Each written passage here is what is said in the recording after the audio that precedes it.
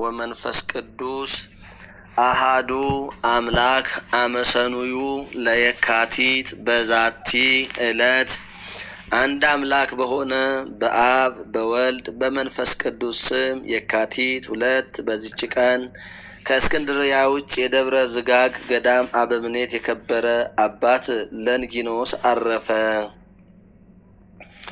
ይህም ቅዱስ ከኪልቅያ አገር ነው። በዚያም መነኮሰ። መምህሩም ክርስቶስን የሚወድ ሰው ከሚሰጠውም ክብር የሚሸሽ ነበር። በዚያንም ጊዜ የገዳማቸው አበምኔት አረፈ። ይህንንም ስሙ ሉኪያኖስ የተባለ አረጋዊ መምህሩን አበምኔትነት ሊሾሙት መነኮሳቱ ወደዱ። እርሱም ደቀ መዝሙሩን ለንጊኖስን ይዞ በጭልታ ከኪልቅያ ወጥቶ ወደ ሶርያ አገር ሄደ። በአንዲት ቤተ ክርስቲያንም ግቢ በአንድነት ተቀመጡ። በእጆቻቸውም ብዙዎች ድንቆች ተአምራቶችን ያደርግ ዘንድ እግዚአብሔር ወደደ። ከሰዎችም ዘንድ ከንቱ ውዳሴና ክብር ሆነባቸው። አባ ለንጊኖስም በመምህሩ ምክር ወጥቶ ወደ ግብፅ አገር ሄደ። ወደ ደብረ ጽጋግ ገዳምም በገባ ጊዜ በደስታ ተቀበሉትና ከእሳቸው ጋር ኖረ። ከዚህም በኋላ በእምነቱ አረፈ።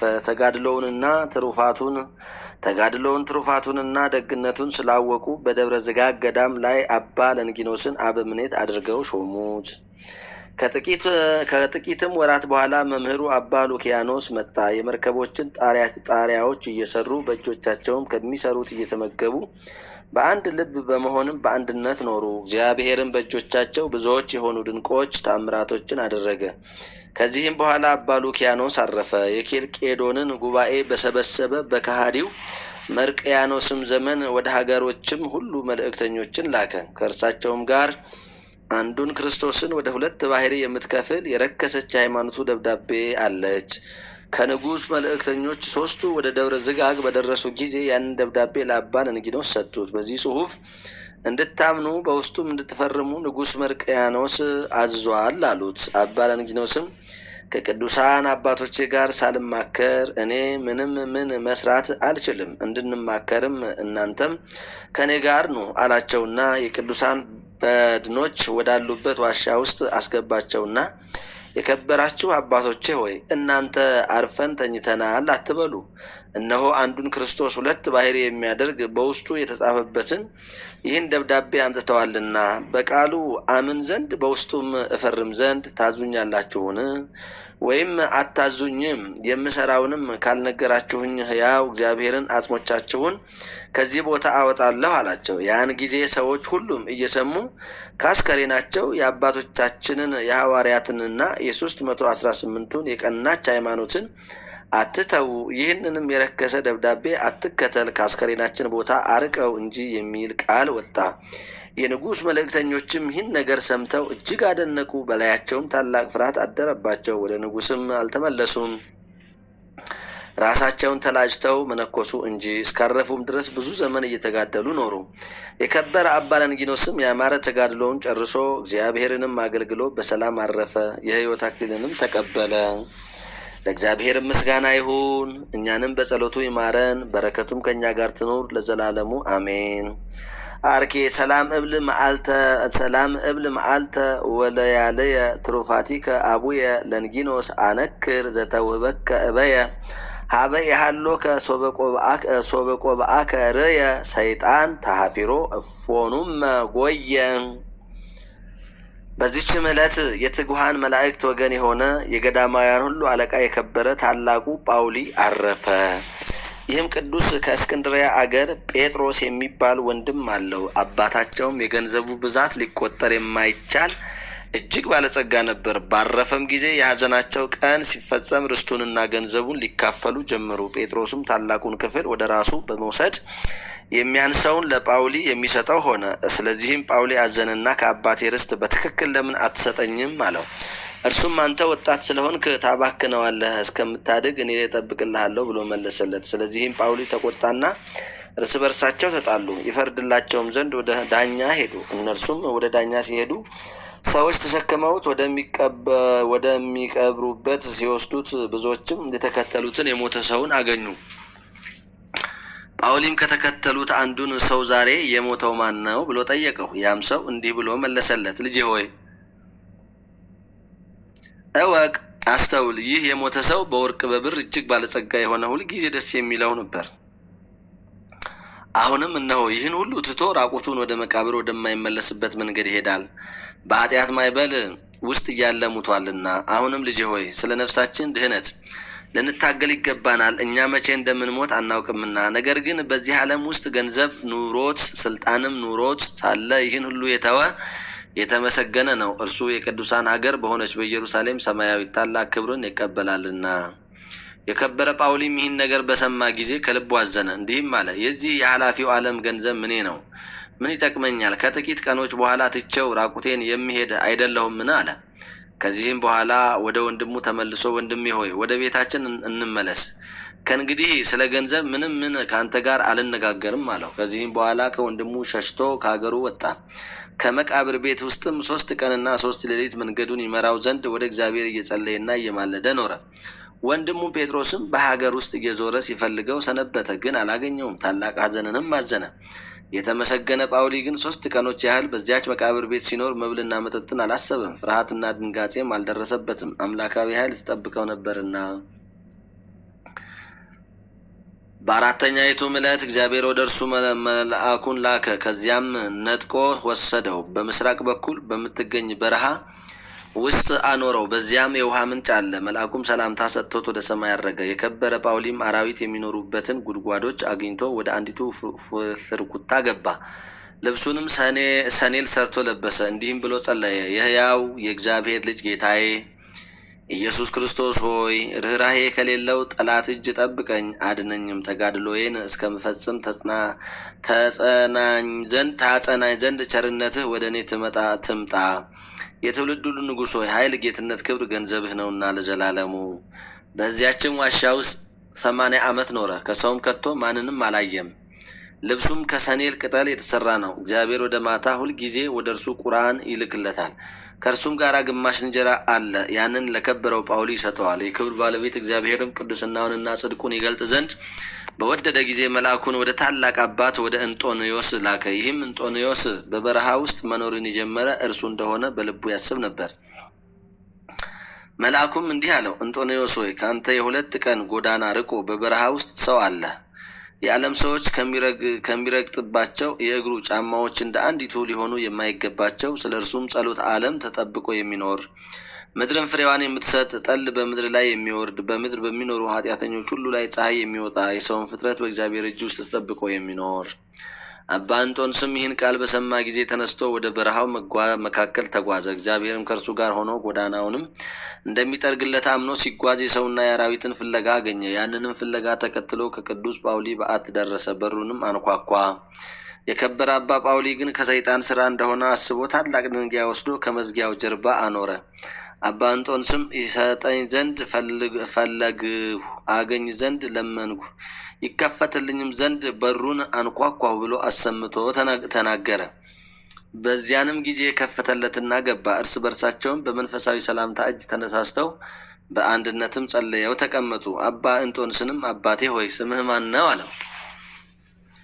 አባ እንጦንስም አባቴ ሆይ ስምህ ማን ነው አለው። አባ ጳውሊም አንተ ስሜን ካላወቅህ እስከዚች ቦታ ለምን ተጓዝክ ብሎ መለሰለት። በዚያችም ሰዓት እግዚአብሔር የእንጦንስን ልቡን ገለጠለትና ገዳማዊ ጳውሎስን አየው ዘንድ ስለተገባኝ እኔ ብፁዕ ነኝ አለ። ከዚህም በኋላ እርስ በርሳቸው እግዚአብሔርን ልዕልናውን ቸርነቱን ይነጋገሩ ጀመር። በመሸም ጊዜ ቁራ መጥቶ አንዲት ሙሉ እንጀራ ጣለለት። አባ ጳውሊም አባ እንጦኒን አንተ የእግዚአብሔር አገልጋይ እንደሆንክ አሁን አወቅሁ። እስከ ዛሬ 80 ዓመት በዚህ በረሃ ስኖር እግዚአብሔር ሁል ጊዜ የሚልክልኝ ግማሽ እንጀራ ነበር። እነሆ አሁን ምግብህን ላከልህ አለው። ከዚህም በኋላ ተነስተው የማዕድ ጸሎት ጸለዩ። በልተውም እግዚአብሔርን አመሰገኑት። መላ ሌሊቱንም ሲጸልዩ አደሩ። ነግቶ ፀሐይ በወጣ ጊዜም እርስ በርሳቸው ሰላምታ ተሰጣጡ። አባ እንጦኒም አባቴ ሆይ በዚህ ሁሉ ዘመን ስጋውንና ደሙን ከወዴት ትቀበላለህ አለው። የከበረ ጳውሊም እግዚአብሔር መልአኩን ይልክልኛል፣ በቀዳሚት ሰንበትና በእሁድ ሰንበት በየሳምንቱ ከስጋውና ከደሙ ያቀብለኛል፣ በዘመኑም ሁሉ እንዲህ ያደርግልኛል ብሎ መለሰለት። ከዚህም በኋላ አባ እንጦኒ አባ ጳውሊን አባቴ ሆይ ይህ አስኬማ በምድር ላይ ይበዛ እንደሆነ ወይም አለመብዛቱን ትነግረኝ ዘንድ እሻለሁ አለው። የከበረ ጳውሊም ወደ ሰማይ ተመለከተና ፈገግ አለ። ከዚህም በኋላ አዘነ፣ ጩኸም አለቀሰ። አባ አንጦንዮስም ፈገግ ስትል ባየሁ ጊዜ ደስ አለኝ፣ ባዘንክም ጊዜ አዘንኩ አለው። የከበረ ጳውሊም እንዲህ ብሎ መለሰለት፣ እሊህ ተራሮችና በረሃዎች እግዚአብሔር ከሁሉ አገሮች መርጦ ለሚሰበስባቸው ንጹሐን ርግቦች ማደሪያዎች ይሆናሉ። ዳግመኛም ይህ ስም ያልፋል፣ ስማቸውን መነኮሳት ይባላሉ። እነርሱም ብዙ ዘመናት ደስ ይላቸዋል። እግዚአብሔርም ከቁጣው ቀን አስቀድሞ ከዚያ ያፈልሳቸዋል። ከእነርሱም በኋላ ሰምተው ለመምህሮቻቸው የማይታዘዙ ትውልድ ይነሳሉ። ስለ ነፍሳቸውም ድህነት በቀንና በሌሊት የማይተጉና የማይጸልዩ ናቸው። ያን ጊዜ እግዚአብሔር ተቆጥቶ ይፈርዳል። የማያስተውሉ ሕግ የሌላቸው አረማውያንም ተነስተው ገዳማቱንና አድባራቱን ያጠፋሉ። ብዙ ዘመናትም ምድረ በዳ ይሆናሉ። የቅዱሳን መታሰቢያቸው አይጠፋም። እግዚአብሔርም በሌሎች ሰዎች ልቡና ይቅርታውን ያሳድርባቸዋል። እነርሱም ወደ ገዳማቱና ወደ አድባራቱ በመሄድ በውስጣቸው ዳግመኛ ይኖራሉ። ሰይጣንም ወደ ገዳማት ሂዶ በመካከላቸው ጸብን ይዘራል። እነርሱም የእግዚአብሔርን ፍቅር ገንዘብ በማድረግ ጨክነው አልታገሱባትምና ምንኩስናቸውን አስኬማቸውን ትተው ወደ ዓለም ይወርዳሉ። በትዕግስታችሁ ነፍሳችሁን ገንዘብ ታደርጓታላችሁ የሚለውን ጽሑፍ አላስተዋሉምና። እንጦንዮስም የከበርክ አባቴ ጳውሊ ሆይ ፊትህን አይ ዘንድ የታደልኩባት ሰዓት የተባረከች ናት አለ። የከበረ አባ ጳውሊም አሁን ወደ ማደሪያ ሂድ፣ ቆስጠንጢኖስ ለሊቀ ጳጳሳት አትናቴዎስ የሰጠውን ልብስ እርሱም አንተን ያለበሳትን ያችን ከአንተ ጋር ይዘሃት ና፣ ስጋዬን በእርሷ ትገንዝ ዘንድ ብሎ ተናገረው። የተሰወረውን በማወቁ እጅግ አደነቀ። የተነበየለትንም ትንቢት ሁሉ አመነ። ዳግመኛም እንዲህ አለው፣ በሰው ሁሉ ላይ እንደተሰራ ከዓለም የምወጣበት ጊዜ ቀርቧልና ፈጥነ ሂድና ተመለስ። እርሱም ከአባ ጳውሊ ዘንድ ወጥቶ ወደ በዓቱ እስኪደርስ የ2 ቀን ጎዳና ተጓዘ። ያችንም ልብስ ይዞ ተመለሰ። በመንገድም እየተጓዘ ሳለ በአየር ውስጥ አባ ቡላን የመላእክትንም ማህበር አየ። ለእግዚአብሔር ምስጋና ይሁን ይሉ ነበር። ሁለተኛም እግዚአብሔር ኢየሱስ ክርስቶስ የመረጠ ሰላምታ፣ ፍቅር፣ አንድነት ይገባሃል። እግዚአብሔር ሰው አንተ ጳውሊ የተመሰገንክ ነህ። እንግዲህስ በሰማያዊ መንግስት ከመላእክት ጋር ደስ ይበልህ። የጨለማውን ዓለም ትተህ የብርሃን ሀገርን አግኝተሃልና ወደ ዘላለማዊ ተድላ ደስታ ይወስዱሃልና። የእግዚአብሔር ማደሪያ ይሁን ከአንተ ገዳማዊ ጳውሎስ፣ በትውልድ የከበርክና የተመሰገንክ ነህ። እንዲህ እያሉ ተሰወሩ። የከበረ እንጦኒም ይቺ ወደ ሰማይ የሚያሳርጓት የአባቴ የጳውሊ ነፍስ ናት አለ። ወደ በዓቱም በገባ ጊዜ እንደሰገደ ሆኖ እጆቹን በመስቀል ምልክት ተዘርግተው አገኘው። አንስቶም ሸፈነው። አባቴ ሆይ በሰማያዊ ማደሪያ ሁነህ አስበኝ ብሎ በላዩ አለቀሰ። ከዚህም በኋላ ተነስቶ በዚያች ልብስ ስጋውን ገነዘና በላዩ የቤተ ክርስቲያንን የጸሎት ስርዓት ፈጸመ አደረሰም። ከዚህም ቀጥሎ ከእርሱ ጋር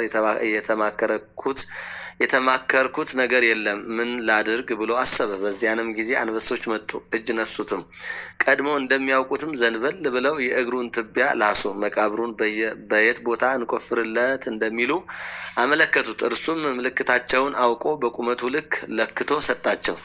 አንዱ በራስጌ አንዱ በግርጌ ሆነው ቆፈሩ። ባደረሱም ጊዜ በቃችሁ ብሎ አመለከታቸው። እሊህ አንበሶችም ወጥተው ሰገዱለት። እርሱም ባረካቸውና ወደ ቦታቸው ሄዱ። የከበረ እንጦኒ ወደ መቃብር አስገብቶ ዘጋው። ከሰኔል ቅጠልም የተሰራች አጽፉን ወሰደ። የአባቱን ገንዘብ እንደሚወርስ ልጅ ነውና። ወደ እስክንድሪያም ሄደ። ወደ ሊቀ ጳጳሳት አትናቴዎስም ገብቶ ከከበረ አባ ጳውሊ የሆነውን ሁሉ ነገረውና ያችን ከሰኔ የተሰራች አጽፍ ሰጠው። ሊቀ ጳጳሳት አትናቴዎስም የከበረ ጳውሊን ዜና በሰማ ጊዜ ፈጽሞ ደስ አለው። ያችንም አጽፍ ተቀብሎ በእርሱ ዘንድ አኖራት። በየዓመቱም በከበረ በልደት በዓል፣ በጥምቀትም በዓል፣ በመድኃኒታችን ክርስቶስ ትንሣኤ በዓልም 3 ጊዜ ይለብሳት ነበር። ጌታችንም የቅዱስ ጳውሊን የልብሱን ክብር ሊገልጥ ወደደ። በዚያችም ወቅት አንድ ወጣት ልጅ ሞተ። አባ አትናቴዎስም ያችን ልብስ በሞተው ላይ አኖራት። ወዲያውኑ ተነሳ። ይህንንም ያየ ኤጲስቆጶስ አባ ኤስድሮስ ምስክር ሆነ። ይህችም ተአምር በአገሮች ሁሉ ተሰማች። ለእግዚአብሔር ምስጋና ይሁን። እኛንም በከበረ ጳውሊ ጸሎት ይማረን፣ በረከቱም ከእኛ ጋር ትኑር ለዘላለሙ አሜን። አርኬ ሰላም ለጳውሊ በውሳጤ ገዳም ዘተጸምደ እንዘ ኢይሬኢ እምሰብ መናሃ አሃደ ጻመወ ብዙሃ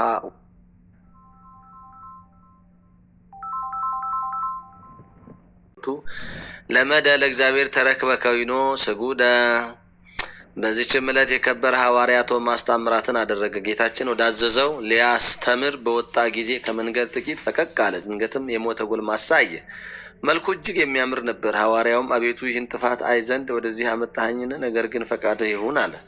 ከዚህም በኋላ ስለሞተው ሰው ጸለየ። ያን ጊዜ ታላቅ ከይሲ ከድንጋዮች ውስጥ ወጥቶ በጅራቱ ምድሩን እየደመደመ መጣ። የክርስቶስ ሐዋርያ ሆይ እኔ ከአንተ ጋር ምን አለኝ? ስራዬን ልትዘልፍ መጣህን? ብሎ በታላቅ ድምፅ ጮኸ። ሐዋርያውም አዎን ስራህን ተናገር አለው።